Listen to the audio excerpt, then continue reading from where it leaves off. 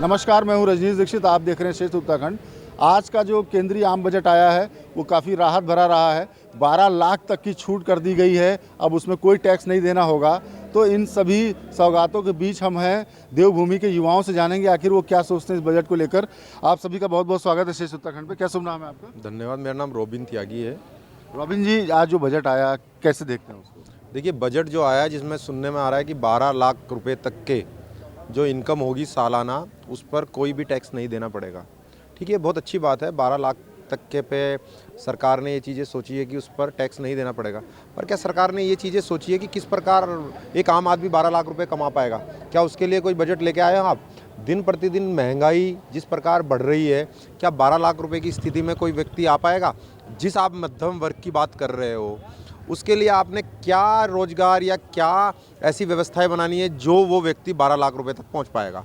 आप ठीक है, आप लेके आए 12 लाख तक पे आपको कोई टैक्स नहीं देना पड़ेगा, पर उस 12 लाख को कमाने के लिए आपके पास, इस सरकार के पास क्या योजनाएं हैं? क्या इसके बारे में क्या वित्त मंत्री जी ने कहा है? ये अच्छी बात कही इन्होंने, 12 लाख छूट है, लेकिन 12 लाख कैसे आएंगे ये भी एक प्रश्न है। आप क्या कहेंगे? क्या नाम है? देखिए, मेरा नाम विनीत प्रसाद भट्ट है जी। और अब मैंने अभी जहाँ तक मेरे को जानकारी उपलब्ध हुई है, मेरे संज्ञान में जो बात आई कि सिर्फ उन्होंने कहा भाई 12 लाख रुपए तक टैक्स फ्री है। लेकिन एक युवाओं को उम्मीद थी इस बजट से, युवाओं को फ़ायदा क्या है? उन्हें युवाओं के लिए रोजगार, आईआईटीज खुलने की बात भी हो रही है, कहाँ पे सीटें बढ़ाने की बात हो रही है। जो सीटें हैं आईआईटी की बढ़ाई जाए, मेडिकल की बढ़ाई जाएंगी। तो भाजपा की कथनी और करनी में बहुत फ़र्क है। वो कहते तो हैं कि हमने ये कर दिया वो कर दिया, लेकिन जमीन पर कुछ नहीं करते। मेरे को लगता है मोदी सरकार का तीसरा बजट सत्र है। मतलब इसका जो नई तीसरी बार की सरकार है उसका पहला बजट सत्र है, और उसमें अभी मेरे को तो लगता है निराशाजनक बजट है। उसमें युवाओं के लिए कुछ नहीं है, युवाओं रोजगार की कोई बात नहीं है। हमारे लिए स्कूल संस्थान जो बच्चे हैं उनको क्या शिक्षा चिकित्सा की बात कहीं नहीं है। तो कुल मिलाकर मिली जुली प्रतिक्रिया है। कुछ और लोगों से जानते हैं। आपका क्या नाम है? सिद्धार्थ अग्रवाल। सिद्धार्थ जी, आज जो बजट आया कैसे देखते हैं? देखिए, बजट में क्या है, ये एक काफ़ी अच्छा पॉइंट है कि मतलब 12 लाख तक टैक्स नहीं पड़ेगा। और मतलब इस चीज़ में हम हर चीज़ में हम सरकार की आलोचना करें ये भी सही नहीं है, लेकिन हाँ ये ठीक है कि 12 लाख रुपए तक टैक्स नहीं पड़ेगा, वो बहुत अच्छी चीज़ है। मिडिल क्लास फैमिली को काफ़ी हद तक एक राहत मिलेगी उससे। मैं इस चीज़ में सरकार की तारीफ़ करना चाहूँगा, लेकिन साथ ही एक प्रश्न भी करना चाहूँगा कि मिडिल क्लास फैमिली अर्न कहाँ से करेगी? मतलब 12 लाख कमाएगी कहाँ से? ऐसे कौन से सोर्सेज हैं, कौन सी इन्होंने नौकरियाँ दी है, कौन से तरीके बताए हैं कि मिडिल क्लास मतलब इतना कमाए कि वो 12 लाख जोड़ पाए साल के? तो ये एक सोचने वाला सवाल है, इस चीज़ पर ज़्यादा ध्यान देना चाहिए। इसके अलावा सीटें बढ़ाई जा रही हैं आईआईटी की, मेडिकल की, इंजीनियरिंग की। देखिए सर, मैं आईआईटी मेडिकल इंजीनियरिंग की तो बहुत अच्छी चीज़ है, अगर उसकी सीटें बढ़ रही हैं बहुत अच्छी बात है। देखिए, लेकिन उसमें जो है 100% जो स्टूडेंट है, 100% स्टूडेंट का मुश्किल से 2 या 3% स्टूडेंट है जो इन बड़े कॉलेजों में जाता है। लेकिन सरकार को उन कॉलेजों के अलावा नॉर्मल कॉलेज भी देखने चाहिए, जैसे कि हमारा डीएवी कॉलेज है। डीएवी कॉलेज में उत्तराखंड का मैक्सिमम गरीब जो तबके का बच्चा है वो यहाँ आता है, ठीक है। लेकिन मैं अगर आपको बताऊँगा, अगर सरकार का इसमें योगदान बताऊँ तो सरकार में हमारे माननीय उच्च शिक्षा मंत्री धन सिंह रावत जी कंटिन्यू हमारे कॉलेज को एचएनबी से श्रीदेव सुमन में लाने में लगे हुए हैं। इसको प्राइवेटाइजेशन करना चाहते हैं, मतलब सरकार में अपने अंडर में लेना चाहते हैं। अगर हम बजट की बात करें तो बजट पे आप कितने नंबर देंगे सरकार को 10 में से? देखिए, सरकार को मैं बजट में अगर सिर्फ ये बोलूँ कि सरकार ने ऐसा किया है, देखिए कि ढांचा चेंज किया है। ढांचा चेंज किया है मतलब सरकार ने सिर्फ मॉडिफाई बाहर से किया है, अंदर से बुनियाद जो खोखली है वो खोखली ही है। तो मैं इसमें सरकार की मतलब उसमें कोई अच्छी चीज़ नहीं बताऊंगा इस चीज़ को। हम बात करेंगे। देखिए, आप देख रहे हैं मेरे ठीक पीछे ये मार्केट है। जैसे जैसे बजट आ रहा था तो इन सब की निगाहें मार्केट की उतार चढ़ाव पर भी लगे हुए थे, और हमारे साथ नारी शक्ति मौजूद हैं जिनसे हम बातचीत करके जानना और समझने का प्रयास करेंगे कि आखिर वो किस तरह बजट देखती हैं। मैडम, आज दिन भर आप लोग बजट में निगाहें लगी रही आपकी? जी सर, ये बजट अच्छा था। फाइनेंस मिनिस्टर ने जनरल पब्लिक के बारे में सोच के स्लैब जो था वो 7 लाख से 12 लाख कर दिया है। तो 12 लाख तक की जो भी इनकम होती है हम सालाना, उस पर कोई भी टैक्स नहीं लगेगा। और दूसरा, इन्होंने एक नया स्लैब रिजीम, मतलब एक नया स्लैब 25% वाला नया एक लागू किया है, जिसमें कि पहले क्या था कि 20 के ऊपर वालों का टैक्स स्लैब अलग था। 20 से 25 तक का 25% हो गया, और 25 से ऊपर का 30% 10% तक का हो गया है, तो उसमें भी वहाँ भी फ़ायदा है लोगों को। ऐसा नहीं है कि ये बस जनरल पब्लिक के लिए है, जो लोग की इनकम स्लैब ज़्यादा है उनके लिए भी गवर्नमेंट ने सोचा है। और दूसरा किसानों के लिए भी अच्छा किया है, क्रेडिट लिमिट बढ़ा दी है उनकी 3 से 5 लाख। और बाकी शेयर मार्केट से एफएमसीजी सेक्टर ज़्यादा बड़े लोगों की परचेजिंग पावर बढ़ेगी, उनके हाथ में पैसा रहेगा, उनको ज़्यादा टैक्स नहीं पे करना पड़ेगा, तो पैसा कहीं ना कहीं इन्वेस्ट करेंगे तो शेयर मार्केट म्यूचुअल फंड में पैसा आएगा। हमें उम्मीद है कि मार्केट भागेगी यहाँ से। क्योंकि आप भी मार्केट के एक्सपर्ट हैं, ये जानना चाहेंगे कि आज क्या उतार चढ़ाव देखने को मिला बाजार में? सर मार्केट कोई ज़्यादा फ़र्क नहीं पड़ा, 200-300 के ही रेंज में ऊपर नीचे हुई है। बाकी सबसे ज़्यादा एफएमसीजी सेक्टर 1200-1500 पॉइंट भागा था, लेकिन अभी नीचे आ गया। बाकी सारे स्लैब मतलब सारे जितने भी इंडेक्स है नॉर्मल रोज की तरह ही उन्होंने आज ऊपर उतार चढ़ाव था, कुछ ज़्यादा फर्क नहीं था मार्केट में। अच्छा, एक लास्ट सवाल आपसे कि बीइंग वुमेन, जैसे आप अपने घर का बजट आप मैनेज करती और केंद्र का आज बजट है, तो उस बजट को कैसे देखती हैं आप? सर घर का बजट तो अभी इन्होंने अब सब्सिडी के बारे में तो कुछ अभी मुझे क्लियर नहीं है कि अगर गैस पे सब्सिडी बढ़ती है, सोलर पे कुछ सब्सिडी इन्होंने बढ़ाई है, घटाई है, क्या किया है। तो घर का बजट तो तभी हमें फ़र्क पड़ेगा, सस्ता होगा, जब आपके गैस पे सब्सिडी बढ़ेगी। फिर आप हमें सोलर जो सुविधाएं हैं वो उस पर कुछ हमें सुविधा देंगे तो अभी फ़र्क। और बाकी अभी कुछ ऐसा प्रोडक्ट मोबाइल से और टीवी एलसीडी से तो घर नहीं चलता सर, घर के लिए तो राशन चाहिए, तो राशन सस्ता हो तभी कुछ हमें फ़र्क पड़ेगा। तो देखा आपने, बात वाजिब भी है और सही भी है कि एक और जहां एलईडी एलसीडी ये सारी चीज़ें सस्ती हो रही हैं, मोबाइल सस्ते हो रहे हैं, तो वहाँ पे दूसरी बात ये भी है कि राशन की जो बात है महिलाओं ने कही, हम और से भी जानेंगे। मैडम कैसे देखती हैं आज के बजट को? कुल मिला के बजट अच्छा था। जैसे टैक्स स्लैब में इन्होंने अभी काफ़ी अच्छा दे दिया, 12 लाख तक की छूट दे दी है। और सबसे बड़ी बात ये है कि अभी यहाँ से मार्केट बहुत ज़्यादा लग रहा था कि वॉलेटाइल रहेगी, बट मार्केट में अभी इन्होंने जो दवाइयों में जो था, दवाइयों में जो टैक्स फ्री करने के लिए बोला है, कुछ दवाइयाँ जो मतलब जो बहुत ही क्रिटिकल इलनेस होती है उसके लिए, तो यहाँ से हमें लग रहा है कि हमारा health care centre, health care भी भागेगा, प्लस बैंकिंग अभी तक नहीं चला है तो बैंकिंग भी चलेगा।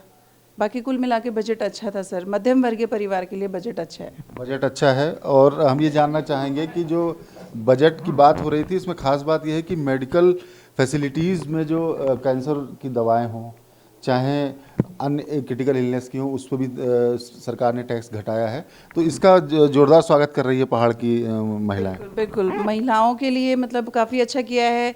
इवन इन्होंने मतलब जो भी मध्यम वर्गीय परिवार है, जैसे कृषि को लेकर हो गया, ठीक है, उसके लिए बहुत अच्छा किया है इन्होंने।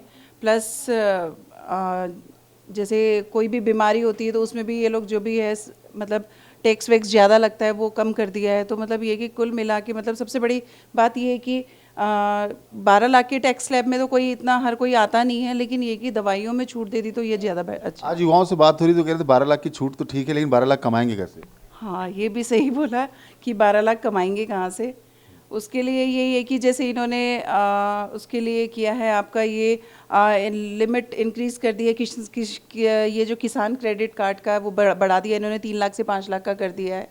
तो मतलब और अपना स्वरोजगार भी वो कर सकते हैं, उसके लिए भी इन्होंने जो भी है लोन के लिए फैसिलिटी वगैरह दे दी है। धन्यवाद।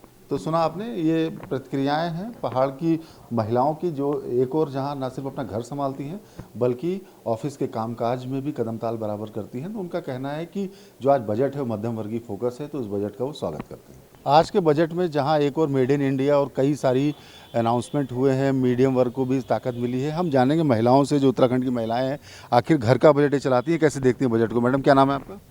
मेरा नाम डॉक्टर स्मिता शर्मा है जी।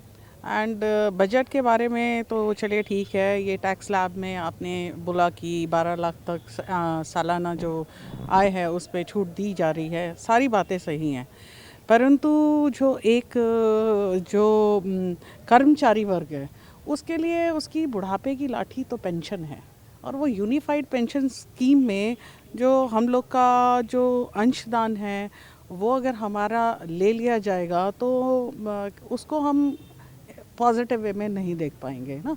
तो उस चीज़ को कंसिडर करना बहुत ज़रूरी है कि जो हमारी जो पेंशन है, वो जो हम ओल्ड पेंशन स्कीम की डिमांड कर रहे हैं, मेरे ख्याल से वो मैं तो उसी पक्ष में देखती हूँ। अच्छा, उसके अलावा जो बजट में टैक्स स्लैब में छूट दी गई, इसको कैसे देखती हैं? ठीक है, ये अच्छी बात है, एक पॉजिटिव इनिशिएटिव है। अगर दवाइयाँ सस्ती हो रही हैं, ये भी पॉजिटिव इनिशिएटिव है। और साथ साथ मेडिकल फैसिलिटी के बारे में भी सोच सकती है सरकार, क्योंकि हॉस्पिटल्स में जाते ही खर्चा बहुत होता है ना। तो इसी के साथ मैं कंक्लूड करूँगी। अच्छा, दूसरी बात हम जानेंगे कि electronic devices, LED TV, mobiles, ये भी सस्ते हो रहे हैं, इसको कैसे देखती हैं आप? इसमें तो ये है ना कि एक्सपोजर काफ़ी होगा, मतलब रीच बढ़ेगी, तो जो अफोर्ड नहीं कर सकते थे उनके लिए अफोर्डेबल होगा, एक्सपोजर बढ़ेगा, टेक्नोलॉजी से वाकिफ़ होंगे। तो ये एआई अच्छा कोर्सेज की बात हो रही है, आईआईटी में सीटें बढ़ाने की बात हो रही है, तो बीइंग अ वुमेन टीचर आप कैसे देखती हैं इसको? हाँ, इट इज़ गुड कि अगर सीटें बढ़ेगी, लेकिन आप सीटें बढ़ा रहे हो, आप नया कोर्स इंट्रोड्यूस करोगे, उस नए कोर्स को पढ़ाने से पहले टीचर चाहिए। रिक्रूटमेंट होते नहीं, आप किसी भी इंस्टीट्यूट में जाके देख लिए, every institution is facing lack of teachers. तो नया कोर्स इंट्रोड्यूस करके आप क्या करोगे, जो पढ़ाने के लिए ही कोई नहीं होगा। लेकिन बजट में जब नए कोर्सेज एआई की बात हो रही है, चूंकि पूरी वर्ल्ड वाइड लेवल पे एआई का चीज़ें, एलईडी, मोबाइल, ये सारी चीज़ें हैं, आईआईटीज़ की सीटें बढ़ाई जा रही हैं, इंजीनियरिंग कॉलेज में भी, और साथ में अटल टिंकरिंग लैब को भी बजट दिया गया है कि डिस्ट्रिक्ट्स में भी एक्सप्लोर हो, इनोवेशंस हो, इसको कैसे देखती हैं? या दैट इज़ गुड, वो ठीक है कि आप बजट में स्पेस दे रहे हो उस चीज़ को, उसके लिए भी आप एक स्लैब रख रहे हो। लेकिन मेरे ख्याल से अगर आप टीचर्स पे फोकस नहीं करोगे तो नए कोर्स को इंट्रोड्यूस करके कोई बेनिफिट नहीं है। आप नया कोर्स लाओगे, एआई लेके आया, आप कौन पढ़ाएगा? एआई खुद अपने आप को पढ़ा लेगा या टीचर्स तो रिक्वायरमेंट रहेगी, टीचर्स की रिक्वायरमेंट रहेगी ना। तो अगर आप टीचर्स पे फोकस नहीं करोगे और 10 नए कोर्सेज ले आओगे, तो आप अल्टीमेटली क्या कर रहे हो? टीचर्स पे, जो पहले से टीचर्स है, आप उन पे बर्डन डाल रहे हो। कुल मिला फैसिलिटी नहीं दोगे। छात्र और टीचर का जो रेशो है वो अफेक्ट होगा, तो प्रोडक्टिविटी कहीं ना कहीं अफेक्ट होगी, है ना। और जहाँ तक आप फ़ोन और इसकी बात कर रहे हो कि सस्ते कर दिए, कॉमन मैन के लिए फ़ोन ज़रूरी है कि खाना ज़रूरी है? पहले आप उस चीज़ के लिए देखिए जो बेसिक नेसेसिटी है ना। फ़ोन सेकेंडरी चीज़ है, पहले आप ये देखिए कि कॉमन मैन के रीच में क्या चाहिए। आधारभूत सुविधाओं की बात करें। हाँ, फूड, क्लोथिंग, शेल्टर, ये ज़रूरी है कि एलईडी टीवी ज़्यादा ज़रूरी है? ये तो गवर्नमेंट खुद डिसाइड करेगी कि एलईडी टीवी ज़रूरी है कि खाना ज़रूरी है।